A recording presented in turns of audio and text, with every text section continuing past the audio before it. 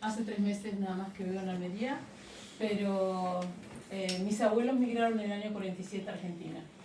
También era una familia desmembrada, primero mi abuelo con su hijo y después mi abuela con mi madre y tal.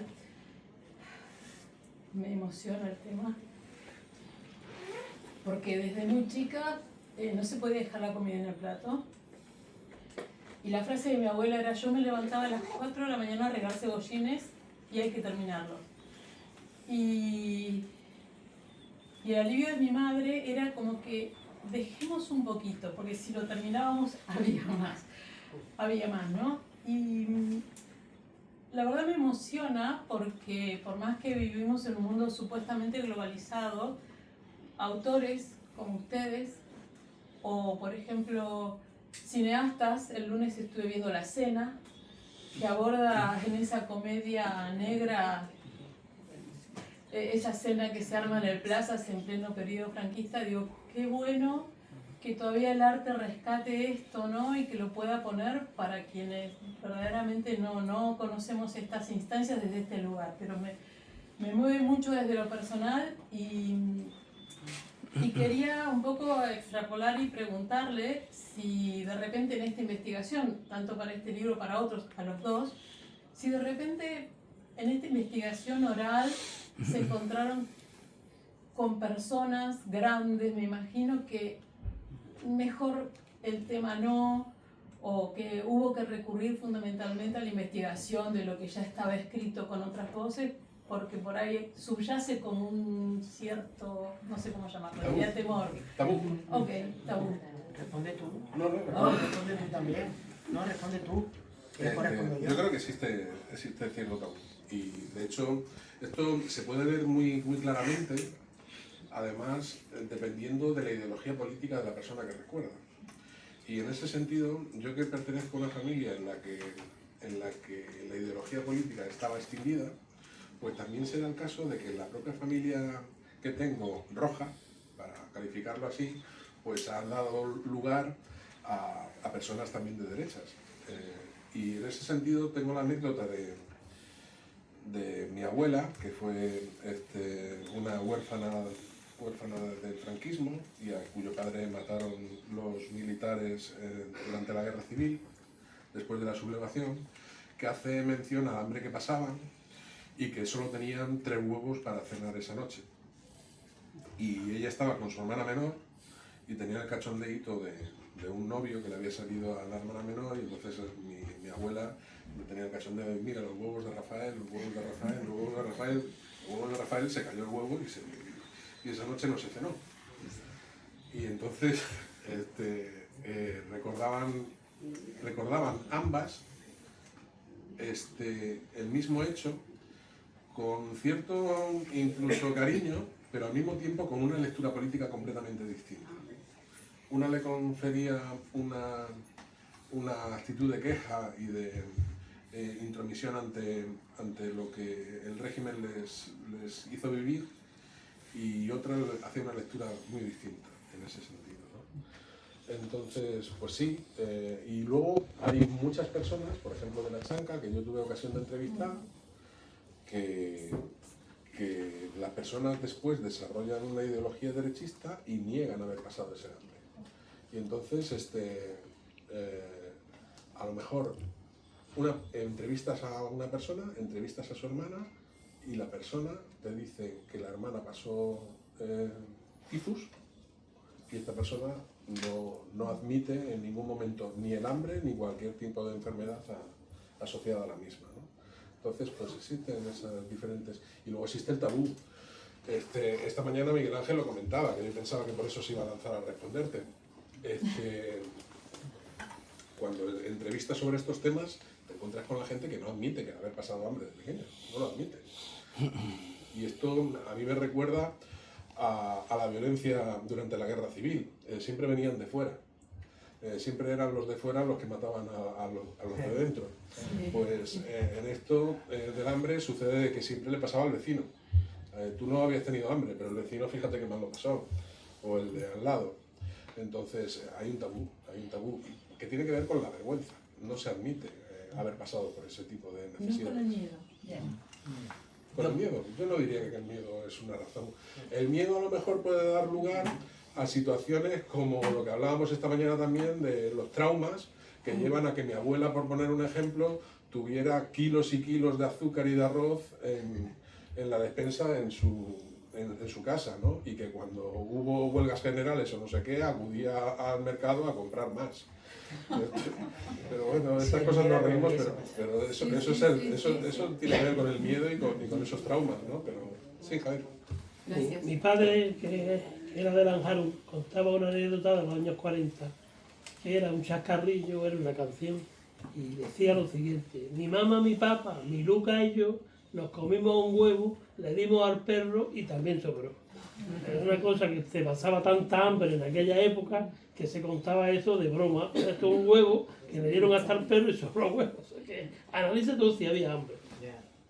De eso que ha comentado, bueno, lo primero, es que la gente se fue porque no tenía que comer, ¿no? No solo a las ciudades donde no te conocían, te podían dar empleo, porque entonces ya, si eras republicano, se diluía un poco, no sabían quién era, los pueblos, la plaza del pueblo, esas cosas pasaban, ¿no? Y determinaban las contrataciones, pero también incluso se ha estudiado bastante bien, además nuestra compañera Alba Martínez ha estudiado bastante bien, que hay una segunda fase de refugiados y de refugiadas que se van a Francia después de la Segunda Guerra Mundial, no en el 39, después de la Segunda Guerra Mundial. ¿Y cómo llegan? Llegan completamente famélicos y ellos dicen, para que los acojan, que es que están allí por motivos políticos, porque si no, no los acogían. Y tenían algo de razón, ¿no? Y nos recuerda lo que está pasando hoy, ¿no? Porque no les daban trabajo precisamente por eso, ¿no? Es muy llamativo porque nunca había pensado que seguramente en Argentina pasó también, ¿no? Pero voy a contar para que veamos cómo no quieren hablar, ¿no? Yo intenté entrevistar a una mujer, ¿no? que era de Huetor Vega y que me decía, su hija le decía, es que pasaron muchísima hambre, es que tienes que hablar con mi abuela, porque además está súper bien, tiene 90 años y nada, y digo, bueno, pues dile que cuando puedo hacer una entrevista. Volvió la chica y me dice, me ha dicho que no quiere hablar. Y me ha dicho que te diga que vaya a entrevistar a los ricos y que te digan ellos lo que nosotros tuvimos que hacer para sobrevivir. Pero que yo no quiero hablar de eso. Es decir, que estaba responsabilizando un poco de lo que pasó, ¿no? ¿Alguien más? Sí, Roberto. Sí. Yo tengo una pregunta metodológica, ¿no? Porque vemos que aquí las memorias son particulares, claro, cada uno tiene su memoria y sus recuerdos.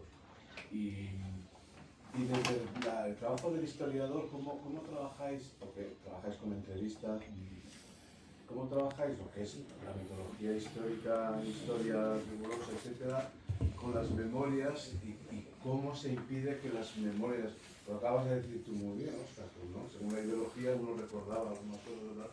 Hay otros factores como el género. Claro.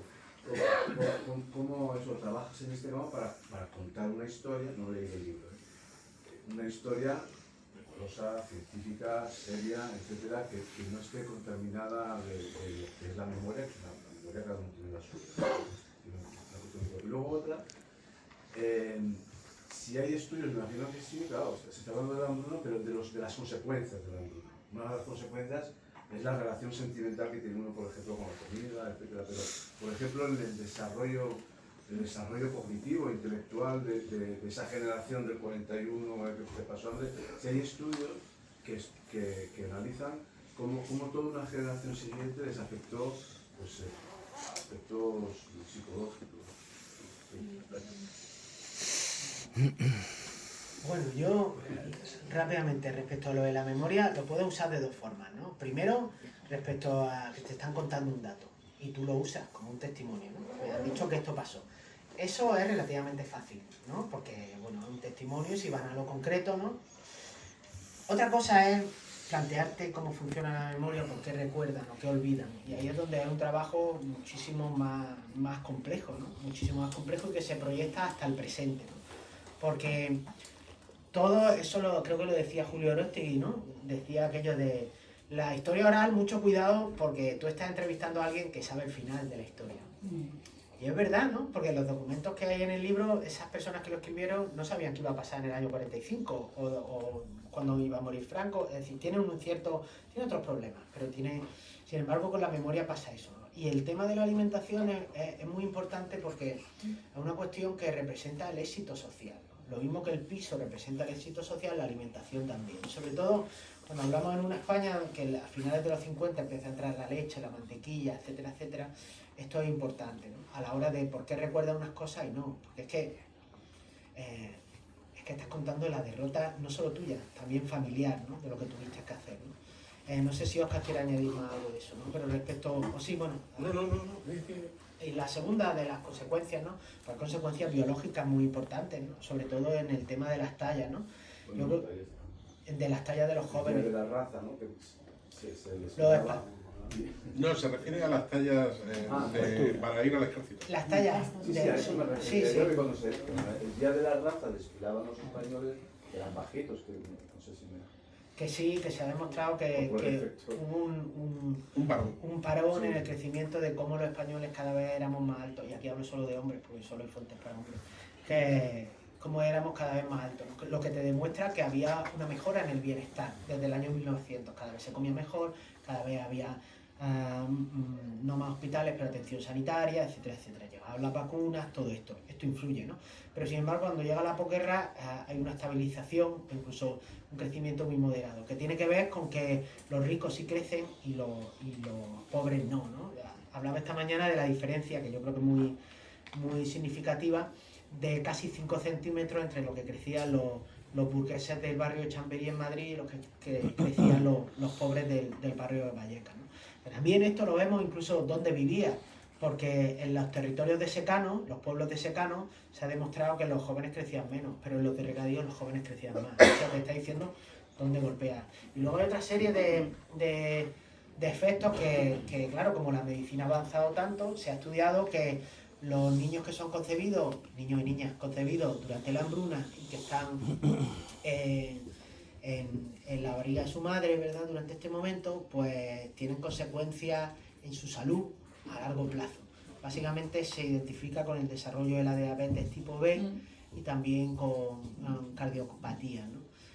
No pasa en todos los niños que nacieron entonces, pero bueno, hay un pequeño porcentaje que sí. Y además hubo una presentación donde hubo alguien que se me acercó al final y dice, increíble, dice, mi padre tuvo el tifus.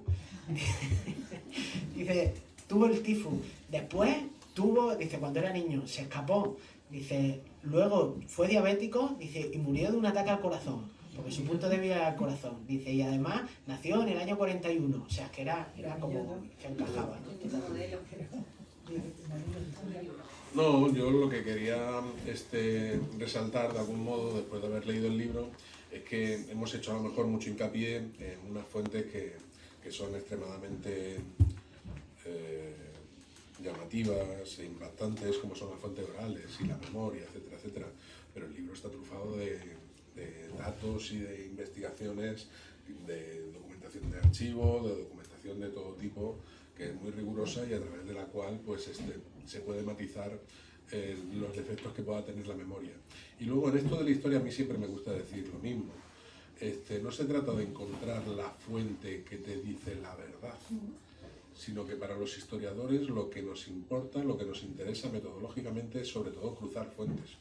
Cuantas más fuentes y más diversas utilices, más te puedes acercar a ese noble sueño que es la verdad.